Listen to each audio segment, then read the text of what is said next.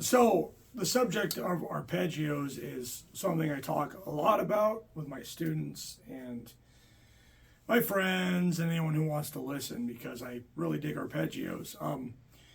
Arpeggio is kind of a funny term because I think it's just like what guitar players, used to call chords played separately. I mean, you can hold a chord and quote arpeggiate it by playing it,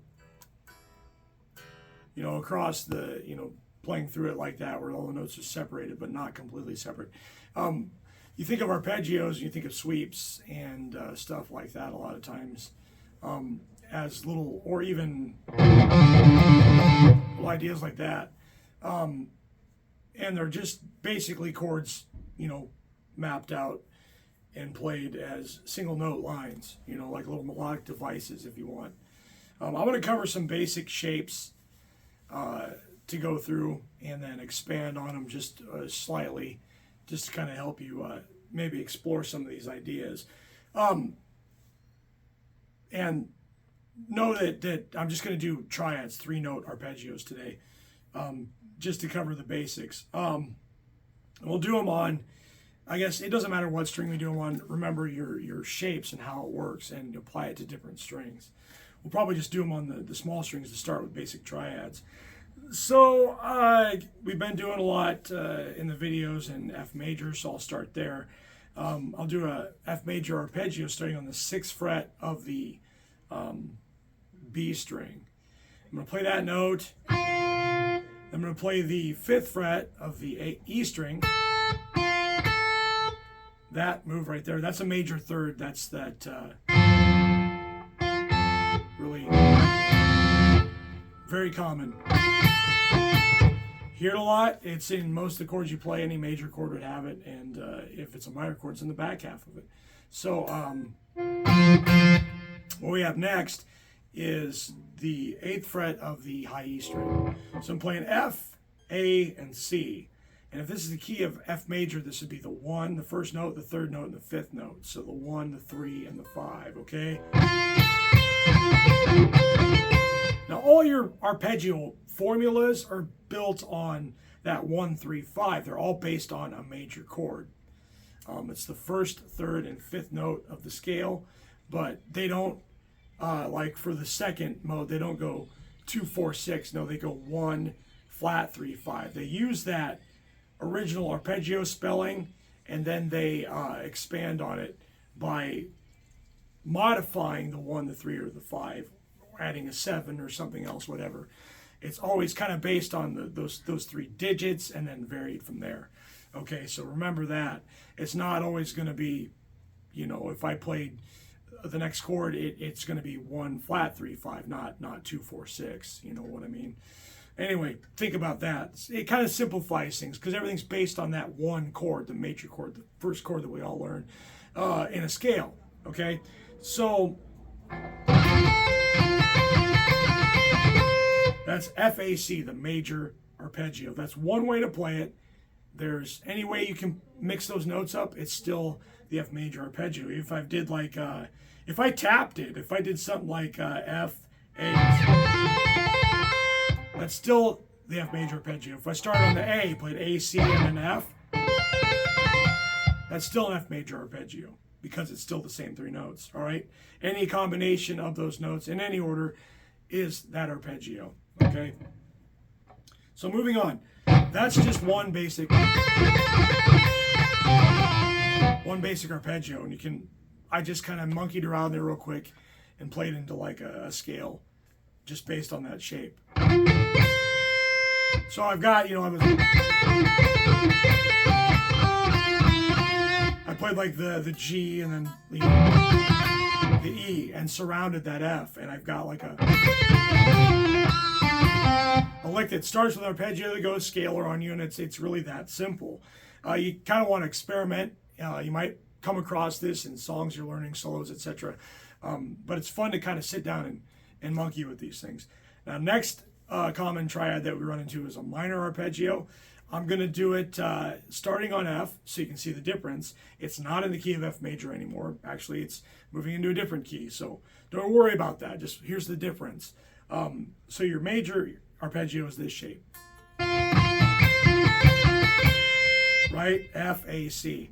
1, 3, 5. Now, minor arpeggio spelled 1, flat, 3, 5. So what I do is flat the 3, the A note, down to A flat. The 5 stays the same. So the root, the 1, the flat 3, and the 5. I'm playing the 6th fret of the B string like I was before. Now the 4th fret of the high E string and the 8th fret of the high E string, you know, this time. And it's like a bigger triangle, right?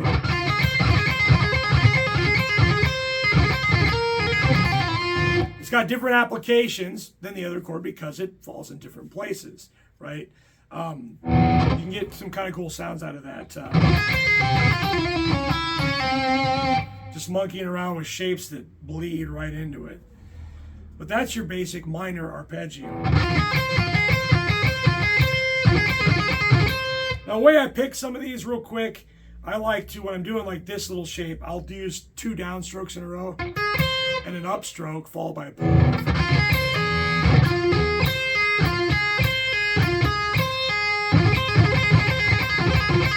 When you get rolling, it's almost like a little circle that just moves. You know, you give yourself with a pull off time to get yourself reset back to the string you started on. And it doesn't matter what string you're doing it on. If you're doing it, I use the same technique. You know, that's kind of how I do that. Anyway, that's a minor arpeggio. So 1, flat, 3, 5. So we have the major arpeggio, the minor arpeggio. You hear the difference right there. And then the next one that you encounter in any basic major scale is the diminished arpeggio. And this is what we're going to do is kind of weird here. It's 1, flat, 3, flat, 5. So the only thing that stays the same is our root note. We're going to stay on F, right?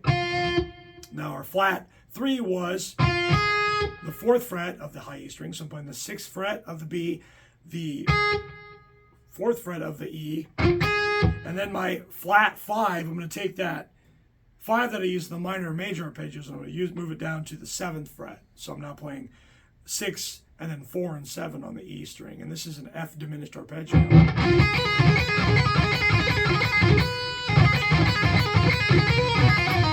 It's got, like I said, different applications for different arpeggios. Different things work. It's really easy to add notes, you know, around the arpeggio when you want to. And make them sound really cool. So, real quick, go back through those. Major, minor, diminished. You know, the diminished and the major are completely different. There's a little similarity between the minor and the major when you do them, because of the ending note and the beginning note being the same, but then when you go to the diminished, completely different. That's why diminished has such a cool kind of outside sound, you know, because it's, you know, as far as a way you can get from the chord, the original chord, without, you know, completely changing it, you know. So there's the 3 chord types. Now, that's just one way to play each one, okay? If you played the same arpeggios starting on the 2nd string, there'd be different modes or inversions for each one, okay? So I'm playing this F major. Remember I said it was like basically F, A, and C in any combination. There's a C, there's an F, and there's an A. It's more playable than, you know what I mean? Plus it gives it separation from this. So that was 1 on the B, 1 on the E, and then 5 on the high E. So it's C, F, and A. It's just a different spelling, not F-A-C, C-F-A. There's 2 modes, and then we're looking for the A note, which would be the 10th fret of the of the B string, sorry. And then we're looking for we got A, we're looking for C, which is the 8th fret of the high E string. We're going to jump up to 13 for our F.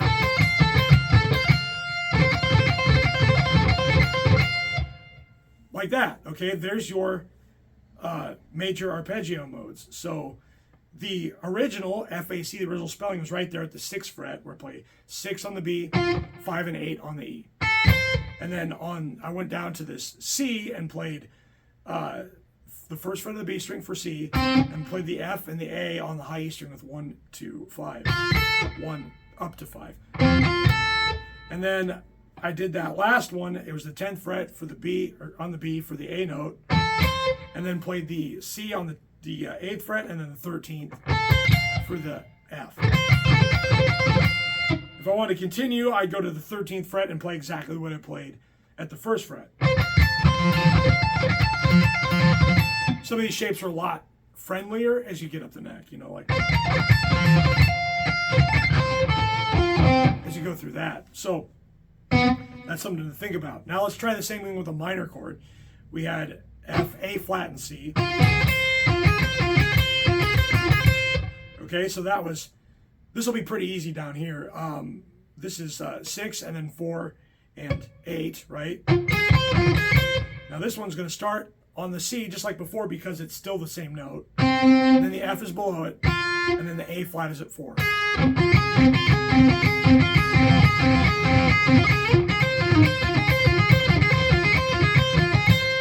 Now, it's going to change. We're going to play the 9th fret of the B string for our A flat. And then we're going to play 8 on the E just like before, and then 13 for our F. And a lot of these, if you know shapes like, you know, that's built right into that. So you start to see the relationship. And if you know where your notes are located on the neck, you can find these things on your own pretty quick, or identify things on the fly as you're playing them. Anyway, moving on to the diminished arpeggio. This was F, A flat, and call it C flat, but it's technically B. Right? Just like that. That was 6, 4, 7. 6 on the B, 4 and 7 on the high E. Now we go down here, we're going to play the open B string, right? Because we're not using C.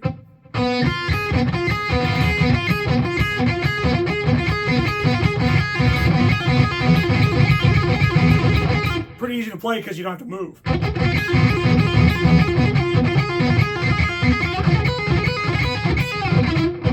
It's pretty sweet.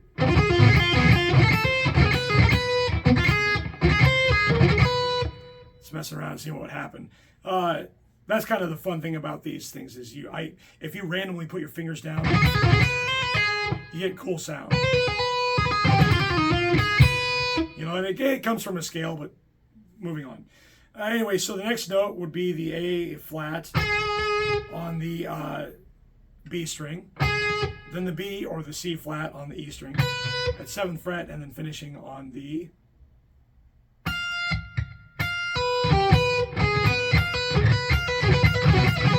the 13th fret. That one's a stretch.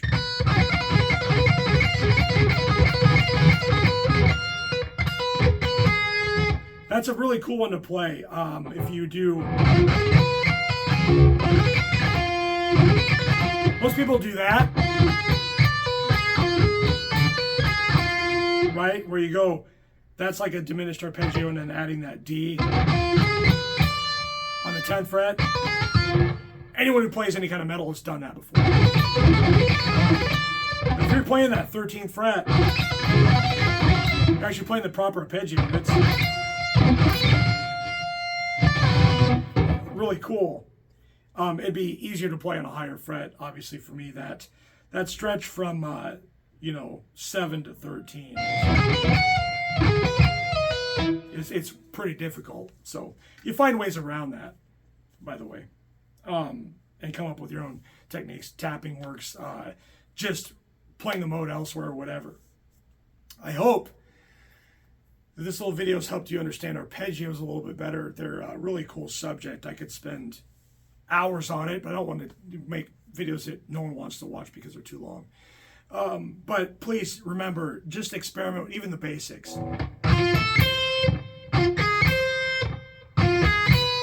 And get used to the difference in sound, and they will come up as you're learning to play. And I hope this helps. Anyway, the guitar today is this very sweet ESP LTD Aero 1000 NT for no tremolo. It's got the 2-pneumatic bridge on it, and it's got Fishman Fluence pickups. This particular guitar came out of the box playing really nice. I tuned it up and started messing with it and fell in love with it. And I've been playing it since. It's really easy to just make noise on. But that's that, and then I'm playing in this case, today I'm playing a Max Grip Jazz 3 and using the PV Viper amp behind me, the X2, on the 6534 setting using the red channel. But all this stuff's available at brgmusic.com except this guitar and my particular pick. But if you've got any comments, drop them below and let me know what you think. I hope this helps you understand arpeggios, and I'll try to get more in depth on some other ideas as we move forward. Thanks for watching. Later.